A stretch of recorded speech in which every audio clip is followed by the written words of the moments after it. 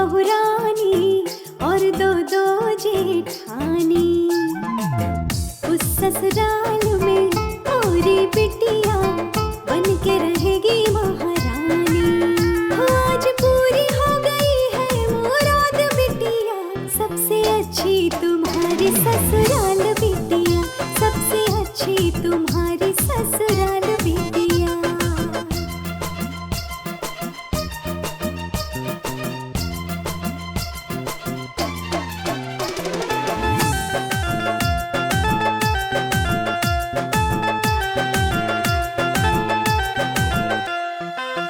हर कोई तुमको प्यार से रखे, लाड़ दुलार खूब पाए तुम, आगे सबका अपनापन हा, जीवन भर मुस्काए तुम। अब है वो ही तेरा संसार बिटिया, सबसे अच्छी तुम्हारी ससुराल बिटिया, सबसे अच्छी तुम्हारी ससुराल बिटिया।